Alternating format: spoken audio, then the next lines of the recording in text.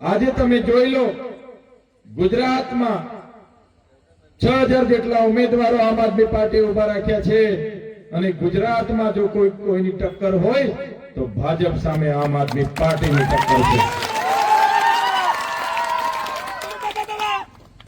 ભાજપ આજે બોખલાઈ ગયું છે, ડરી ગયું છે। 2 દિવસ પહેલા અમારા વિસ્તારના સિનિયર સાંસદે કીધું કે ભાજપ અમારા ઉમેદવારોને કારણે હારી રહી છે।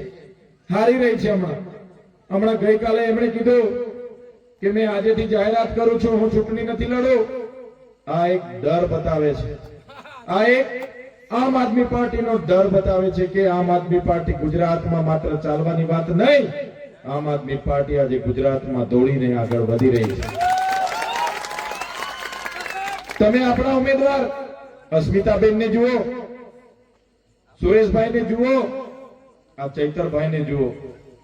અમારા પરિવારમાં જ્યારે ભાજપના લોકો હોય, કોંગ્રેસના લોકો હોય, જેના ઘરમાં ધારાસભ્ય એના જ ઘરમાં જિલ્લાની ટિકિટ આપવામાં આવે, જેના ઘરેથી સાંસદ હોય એની જ દીકરીને તાલુકાની ટિકિટ આપવામાં આવે, ત્યારે આમ આદમી પાર્ટી એ સામાન્ય જનતાની પાર્ટી છે, આમ જનતાની પાર્ટી છે।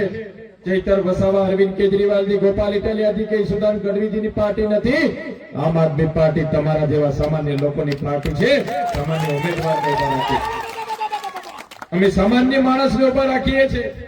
જે માણસ તમને રસ્તે ચાલતા પૂછે કે ક્યાં ગયા હતા, સુખે દુખે તમારી ખબર અંતર લે, નાના માણસને જવાબ આપે, એવા અમારા સુરેશભાઈ હોય, અમારી અસ્મિતાબેન હોય, એમને આ ચૂંટણીમાં સહકાર આપવા માટે અને એમને જીતાડવાની હવે જવાબદારી તમારે લેવાની છે।